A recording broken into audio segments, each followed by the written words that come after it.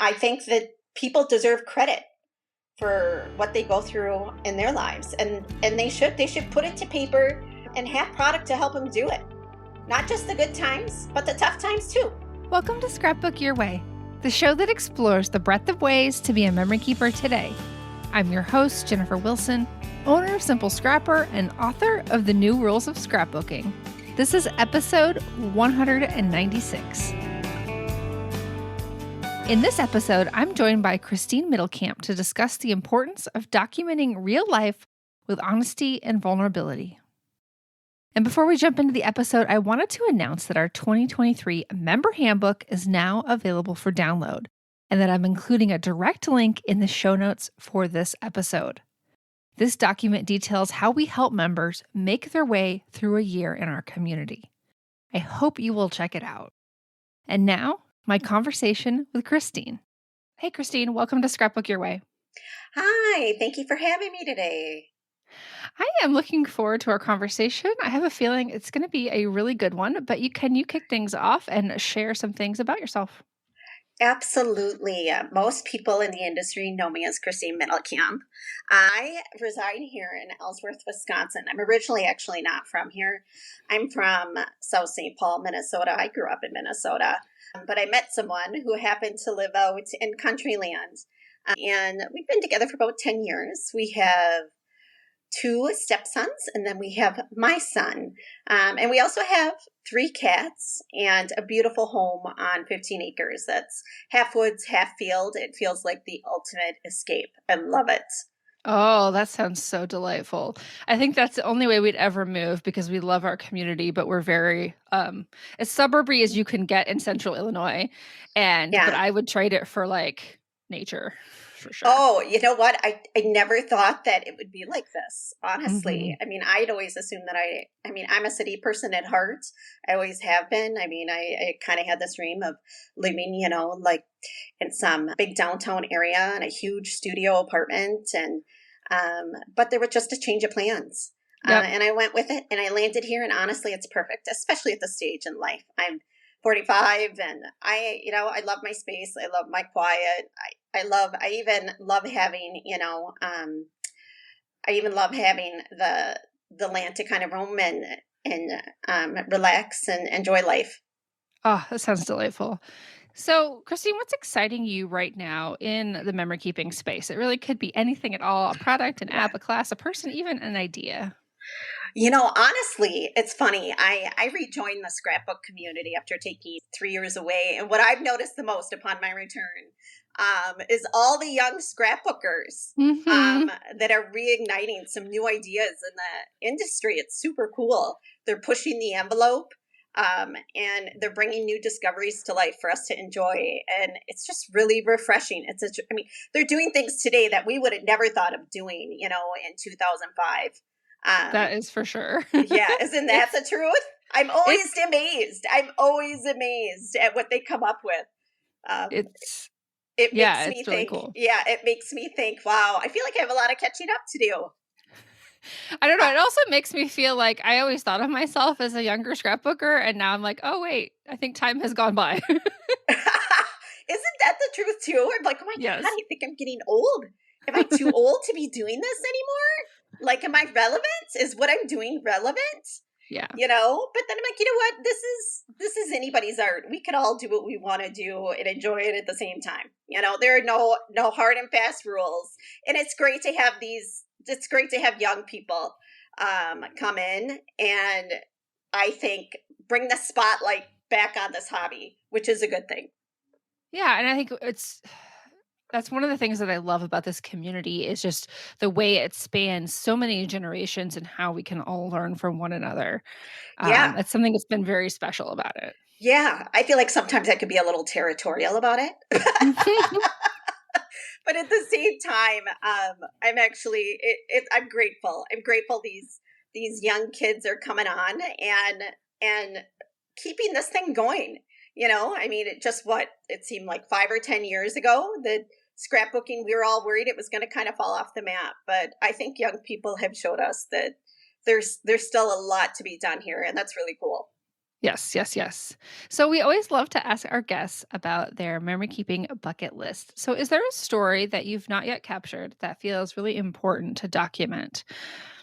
So I want to document more about me. I had endured a lot as a young widowed single mom. And for a long time, I didn't give myself any credit um, for having gotten through all that. And so now I feel like I'm in this place where I want to go back and capture some of that. I want to capture more of the story of me, some self heroism, and also my affiliations with feminism and self empowerment and being able to just pick myself up. I don't really feel like I've talked about that a lot, and I don't really feel like I've given myself a lot of credit in that department. And I think all of us need to do a little bit more scrapbooking about ourselves. Yes, yes. And, as we're going to get into the many layers of who we are as people, so much is often focused on the way we connect with others in the outside world Yeah. and in our homes, and not so much on what's going on inside of us. Yeah, and I think that, that idea of documenting what's going on inside of us is very common within the mixed media community, but I still don't think I don't think it dominates within the scrapbook community. And I would love to see more and more of scrapbookers putting themselves out there in that way, including myself.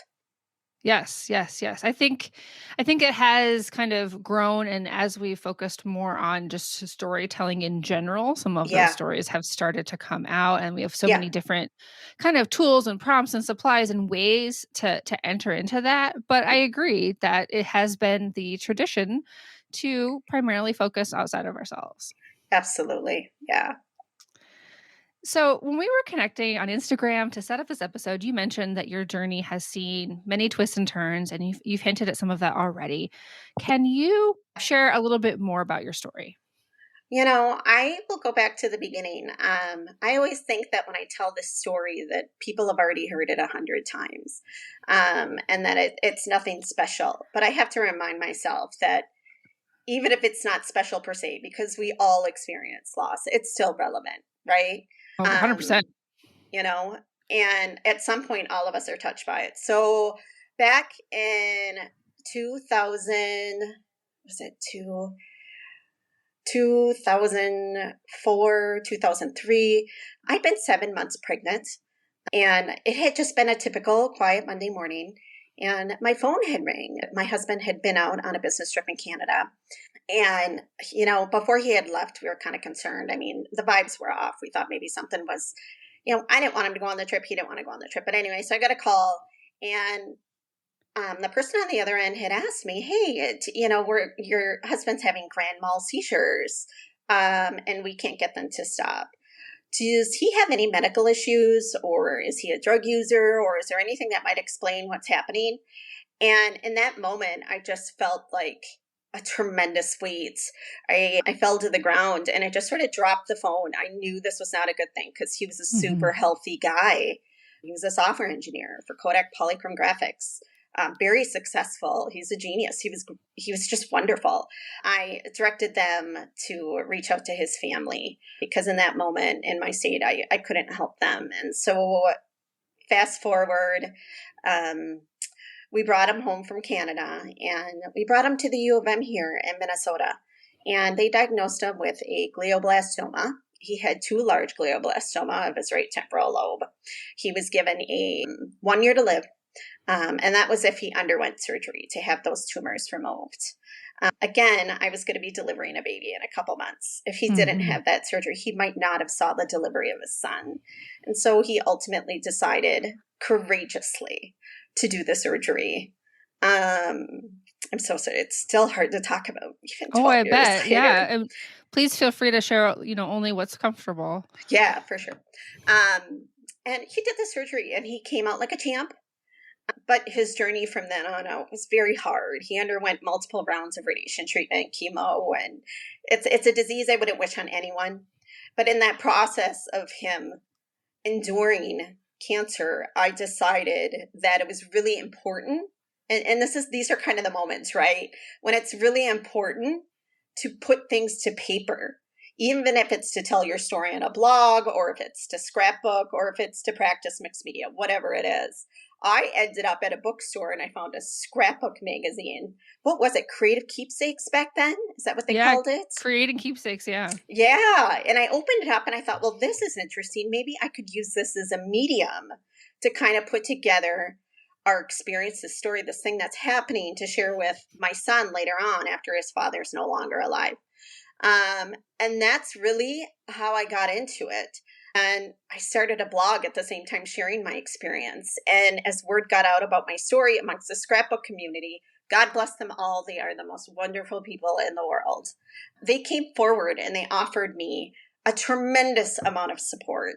And they were along for the journey, along for the ride, and they held me above water as I went through it. And a year later, my husband had passed away. It was quick, and as difficult as that was, I'm glad he didn't have to endure longer than he had to. Mm-hmm. But after he was gone, I leaned even further on scrapbooking and on the scrapbook community to find my new place in the world.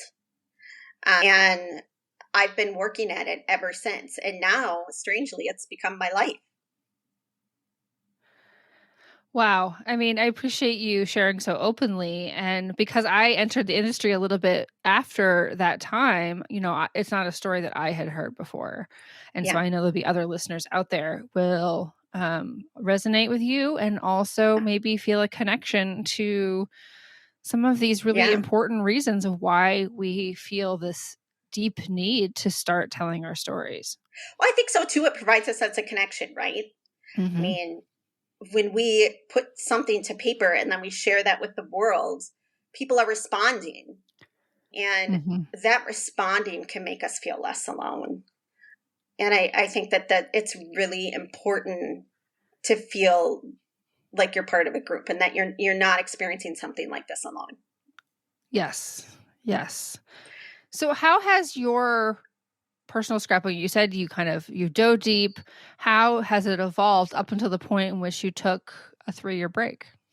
What's really interesting, if you look at my work, if you look at it at the very beginning, obviously, I think at the very beginning, I was practicing just simple techniques. But then as I dove deeper, it just became more and more and more layered.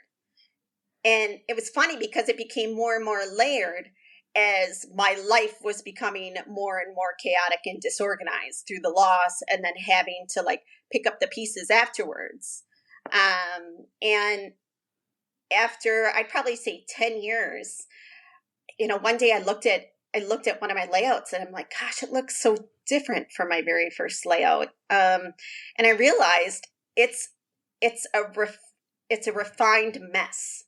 So it's similarly layered. It's equally as layered as what I was doing in the beginning, but it's more finished. It's more clean, and it looks like there's just more space to breathe when I'm looking at my work. So I kind of identify it as just being symbolic of where I am in my life right now.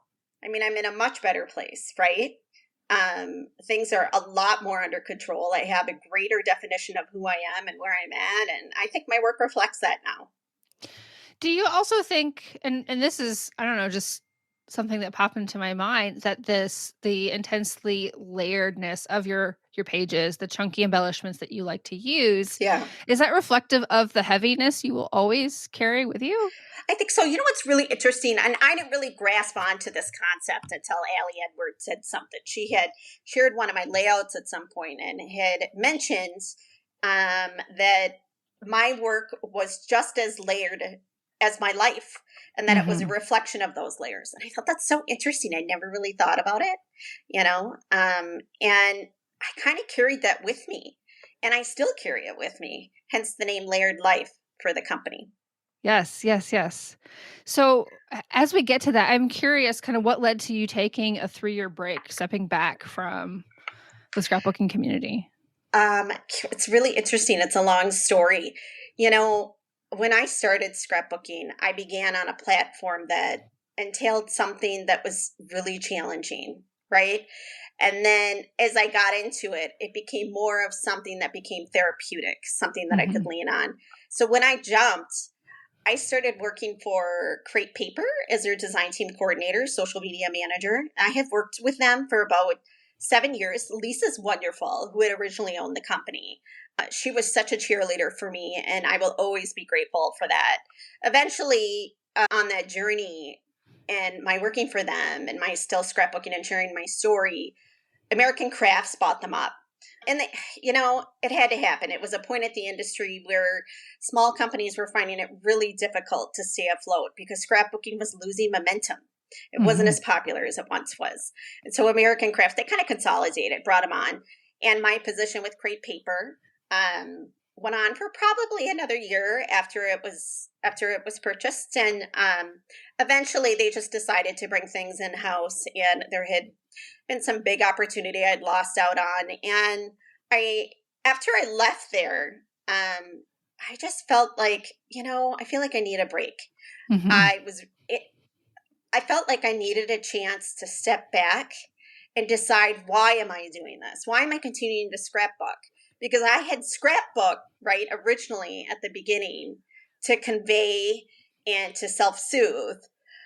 And now I had this great job, and that seemed like another reason to stay in. I was a scrapbook designer for Studio Calico, Prima, Create Paper, obviously, October Afternoon. I mean, all kinds of companies. I was doing the hustle. I was doing the thing where I was putting out design assignment for design assignment. And I decided just to take a break. I needed to back up and figure out where I was going to go with it. Well, and why are you still in it? Why, and where do you want to go? What does this mean to you now that you've done some of the work of healing? And I could definitely see that it was time to maybe drop some of the balls. And I think we all do that, right? I think we all reach a point where we're like, I'm kind of burnt out. Yes. Why am I doing this? And it just helps to take a little bit of a breather. And I think that's typical no matter what medium you're working in. It's recharge. It's recharge time. Well, I'm seeing a lot of conversations about that right now as we kind of slowly, painfully exit the pandemic, that the sense of burnout is very real and exacerbated by what we've gone through. And so I'm seeing a lot of dialogue around, trying to understand that and move through it. Yeah, I think a lot of us were stuck in house and looking for something to do. And scrapbooking is a wonderful hobby, just like many other hobbies. But at some point when we're doing it for an extended period of time and it feels like we're on repeat, it helps to just press the pause button, step away for a little bit, and then come back into it when you feel like you've had a chance to reevaluate. So what led to the decision to start Layered Life and to start a new company and go out on your own? I eventually decided when I came back. So I came back in, and funny enough, I had Kelly Bangs with The Reset Girl. I had Chana Noel with Illustrated Faith, and I had Fancy Pants. Okay, so we kind of skipped over this part, and maybe I should have mentioned this earlier on. When I took that 3-year hiatus, I went to graphic design school. I studied graphic design for probably 4 years, actually, because when I've been working for Create Paper, I had always been asking Lisa, oh my God, how hard is it to have your own company and design your own product? And she's like, oh, it's so easy. And I'm like, no, it's not. So when I got done with school, I was like, it is so not easy. It's actually a lot of work. But when I got out of school, I thought, you know what? I want to give back to the community that gave to me, that supported me, when things were tough. And I also wanted to create a company that could differentiate itself, that offered something different. So what I noticed when I re-entered the industry is that everything still very much felt the same. I mean, there's a lot of fresh product out there, a lot of fresh ideas. Don't get me wrong. But you have to understand that as a single young widowed mom, there's certain kinds of product that I crave that's just not out there. So when I came back into the industry, I decided that there was a gap and I wanted to fill it. So not only was I wanting to get back to the scrapbook community, but I also wanted to establish product that was going to be able to differentiate itself from what was already out there. So what typically is out there is product that incentivizes documenting holidays, special occasions, and safe everyday happenings. But there isn't a lot of product out there that goes to the edge and asks of us to document the harder things, the things maybe that we are cheering because maybe it's not seen as common or as acceptable or typical, you know? Well, I think one of the things that's come out of conversations in the past few years, particularly about mental health, is that in some families, it's okay to talk about your feelings. And in others, perhaps many others, maybe even the majority, you're expected to not talk about your feelings or express them or, kind of even feel them. And I think maybe there's some of that has played into the choices of what's safe in our industry. Absolutely. There also is this thing too that I learned back in the day that companies have to develop product that's going to reach a broad range of people, right? Mm-hmm. That's going to sell to the masses. It's really hard to create a product that is very specific and tailored towards this very limited market, because then you don't have as many, you don't have as broad of an audience you can reach and sell to. And so I'm taking a little bit of a risk coming in and doing this, but I think I'm hoping to enact something. But I really want to bring subject matter to the table, including what you talk about, like mental health, and encourage creatives to be okay about putting that stuff to paper, and sharing that and preserving that, digging deep into that. That's okay. It's okay to not be perfect, Well, and to do it in a colorful, interesting way. Yeah. I think that's one of the things that stands out is that you have a very kind of vibrant aesthetic. Your tagline is modern retro scrapbook kits for the candid storyteller and color lover. So this isn't like, muted Victorian patterns. Yeah. Yeah. I guess it's me being completely and totally transparent, honestly, and not being apologetic about it and having fun doing it. Oh, I love that. I love that. Yeah. Yeah. So can you talk more about how you found your creative vision for the brand? It sounds like it was very much, this is what I love right now. And so that's where I'm going to start. Okay. And finding my creative vision for the brands, a lot of it came back from frustration and not being able to find relatable products as a non-traditional mother and woman. I found that most of what was sold to scrapbookers was safe, and this is a terrible word, but it's sometimes wholesome. I got tired of the pretty flowers, the birds, bikes, and hearts. I just felt like it had been rehashed over and over again. And so in my mind, I was like, well, what's the point of building a brand that's already been done? Creating all of those things. I didn't want to do that. Plus, I felt like the industry was due for an injection of a small, brand new business that was going to be different. New products, new ideas, fresh ways of thinking and creating. I wanted to be one of those small businesses that would perpetuate and invite other people to also join the community with their small business ideas. Oh, I love that sense of inclusivity that you want to bring to it. Yeah.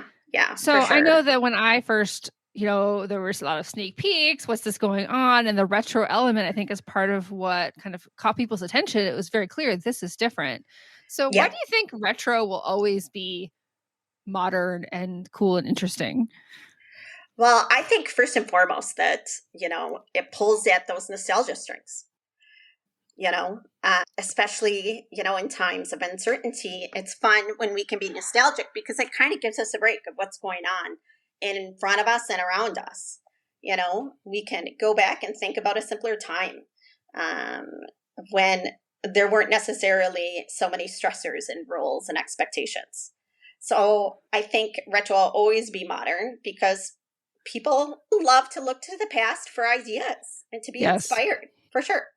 And we love that idea of like reminiscing. When you mentioned, your age bracket, we grew up in the 80s. And so actually seeing the kids today, like embrace some of the 80s style, it's very strange sometimes. It is. And it's so, not only is it strange because it makes me feel old, but it's so cyclic, isn't it? I mean, if I think about when we were younger, back in the day, we were doing things that our parents were doing. Yes, and very much. Funny enough, I even see my kids doing things that my parents had done. So it's like people are always looking back, always looking for that escape, always looking for that sort of feel good vibe, and I think our product portrays some of that, and it does kind of offer some of that getaway. It's trendy for a reason, right? Yes, yes. Though I have no desire to wear like white high tops again. Oh, I just can't do absolutely it. not. Oh my God. No, but I do appreciate the wide leg pants. I mean, those Yes. always help. I love those. But my challenge, I can never find a pair that fits me because I'm like 4'9", so everything but that's besides the point. Yes, yes. So other past trends that you are seeing come back around or ones that you're going to make come back around? Oh my God, absolutely. And I don't think it's going anywhere. I mean, I'll tell you, I'm not a minimalist person. I really am not. I mean, I just get so bored and clean and linear. But, I do think that geometrics and simple, clean, interactive design with bows of color is going to continue. And I Okay. think we're starting to see some of that. If you don't notice, Heidi Swap's doing a lot of interactive stuff right now. And it's Yes, for a yes. reason because people are taking what they're doing on their phones, on their computers digitally, and they're bringing it out onto actual physical paper. And it's so cool. I really love it. I don't see that going anywhere, you know? But then again, I always think that there's going to be a wavering between ornamental and embellished and also maximalism and minimalism. I think that's just par for the course. I think we're always swinging back and forth. Well, and even individually, I think there's more of an acceptance of you might do one project in one style and another project in a different style. And Yeah. that's because it's fun and interesting and there's really no expectation that all your scrapbooking should look the same.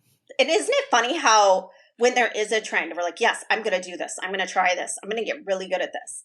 And then we go into it and we're like, that's not me.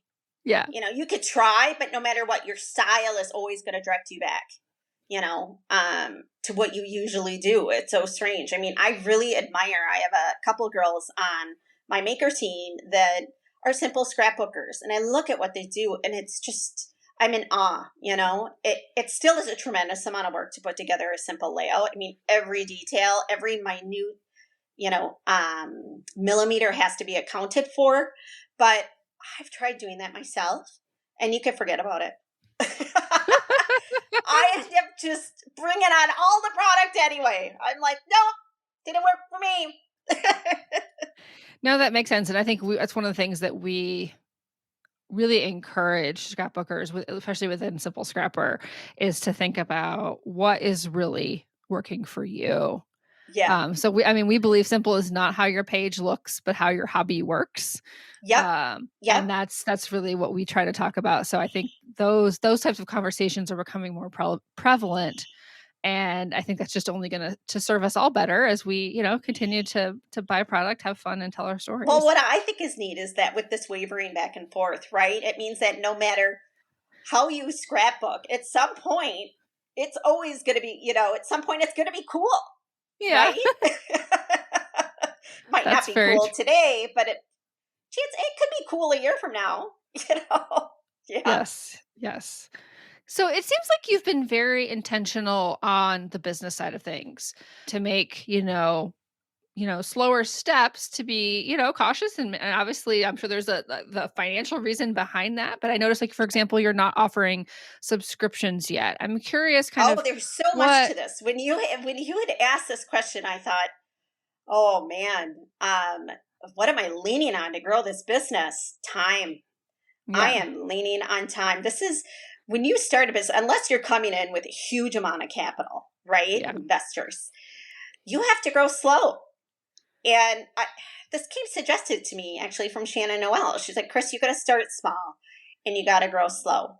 And I promise you that it may seem like it will take forever, but at some point it will get to a place where it feels like a legit business, Yeah.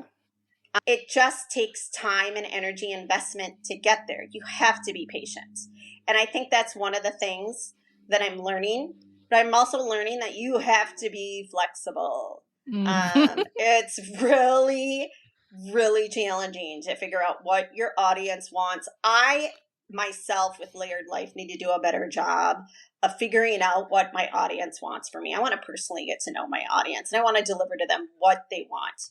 Now, on the topic of subscriptions, I decided to not do subscriptions because number one, it's oversaturated. Everybody's offering subscriptions. I've listened to podcasts on this topic. Oh, yeah. How many subscriptions does the average person have? I really wanted to get away from that market because I don't think that it's going to be able to sustain itself long term. I think eventually there's going to be a replacement of some sort. I also didn't want the tight deadlines presented with subscription services. I didn't want to think, oh my God, I have to get this thing done by next week, and it needs to come back from the manufacturer by this time. I didn't want any of that. Thirdly, I didn't want to put that pressure on my customers to think that they need to keep up with something, every single month, and that they need to be adding to their stash every single month. And it's going to be this huge pile. And we already have so much stuff, right? As scrapbookers, don't get me wrong. I love getting a surprise something in the mail every month. But does it need to be 15 things? Do I really need 15 new things? I'm sure there's a lot of people who are like, yes, I do. Actually, I do need 15 new things.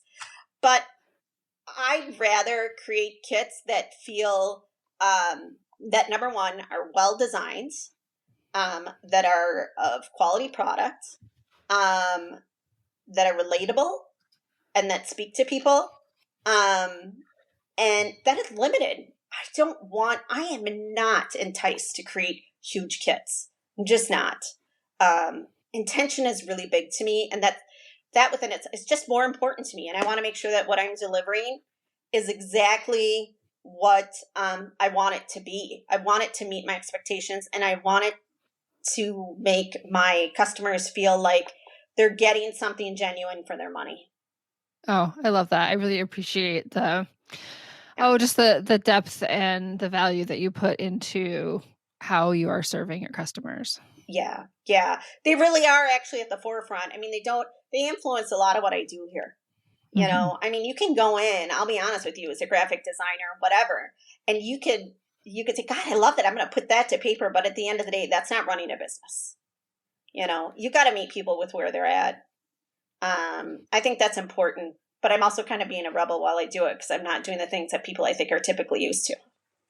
Yeah, that's kind of an interesting, kind of balance point that you have to find of, it's being a that little rebel. nerve-wracking because I'm like, is there a market for this? Is there a market for this?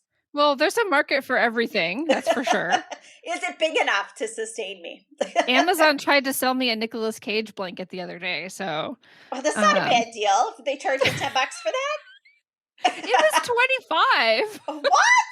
Yes. Wow, that's a little high for Amazon. I know. And I was thinking about getting it as a white elephant gift because we do an exchange every year. And I'm like, oh, our budget is $15. I'm not spending $25 on a blanket that has Nicolas Cage's face on it. Oh, that's awesome. Well, I didn't even know he was still that popular anymore.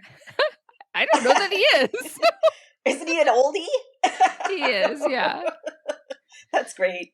So I'm curious, as you're thinking about what your customers want and you're designing products, I'm sure you're working well into the future. Yeah. What are some of your predictions about where things are headed? And I'm particularly thinking about, we are creating in so many different formats these days, layouts of all sizes, big and small. Yeah. Traveler's notebooks, memory planners, still pocket pages, like everything. Yeah. Where are we going with all of that? God, it's so hard to tell. I wish I could tell you, I know. I mean, isn't that the question every scrapbook company is trying to answer, right? What's next? We were all worried when the digital world showed up and thinking, oh my God, are people even going to want to use paper anymore? I really truly think that scrapbooking is going to become more simplified. Okay. Right now, but I also see it kind of leaning on the art end of things where people are doing more exploring with paints and sewing and all that, on their layouts as well. So I do see some incorporating of the mixed media elements. But at the end of the day, our lives are speeding up. They really are. We're busy people. And there isn't a whole lot of time to sit down like there used to be and work on our passions. I do believe people are still heavily into their passions, don't get me wrong, but I think it's going to get simplified. I do. I think it's going to be further simplified. Now, on that note, one thing that we haven't discussed is, are you offering digital products as well as your physical products? We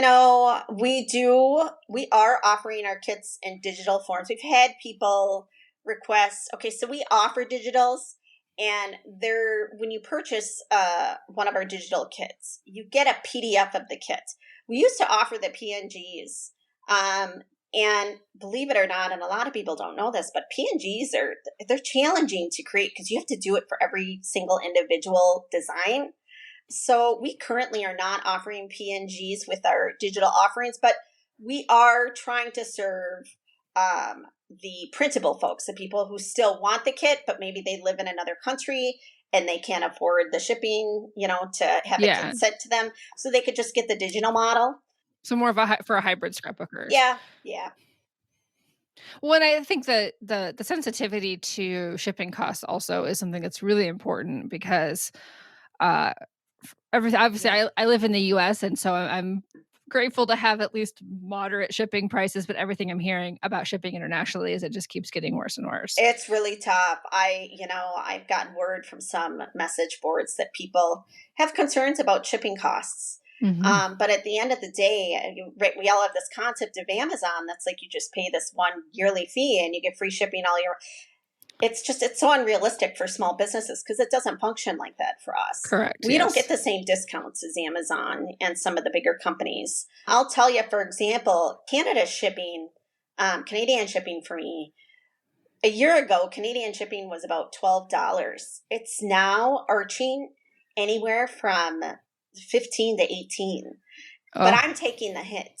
I still charge just 12.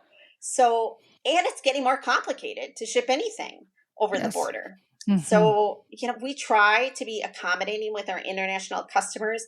I wish we could do more for them. And it's an arena we're continuing to research. Well, and I hope we're able to kind of find some innovative solutions. And even as you mentioned, the printables as a stopgap solution as well.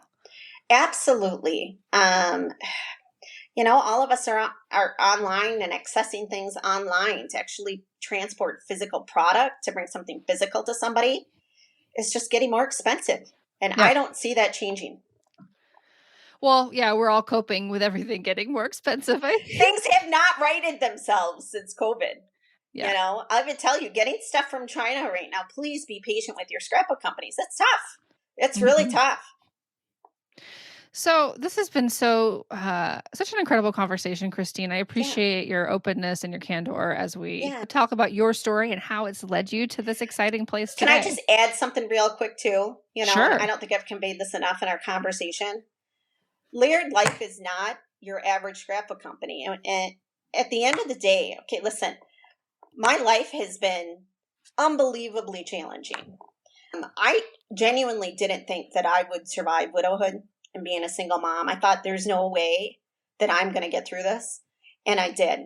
And so when I created Layered Life, I did it because I wanted to create a company that conveyed real life. I needed it to be honest. I needed it to be transparent. And I also needed it to be fun and candid, and wasn't into sugarcoating. It's just not my style. I kind of want to bring an attitude to the industry, and I think that people deserve credit for what they go through in their lives, and they should put it to paper and have product to help them do it. Not just the good times, but the tough times too. Yes, 100%. I totally agree. Yeah. And so I really appreciate you contributing to that. There are certainly not enough of you out there in the industry. And I'm so glad to have another small business that I can support. Oh, I certainly appreciate you inviting me on here. This has been absolutely wonderful. And if folks want to find us, our website is www.layeredlifekits.com. You can also find us at Instagram at Layered Life Story. We'd love you to tag your projects if you're working with our product at Instagram using Layered Life or Layered Life Story as well. Awesome.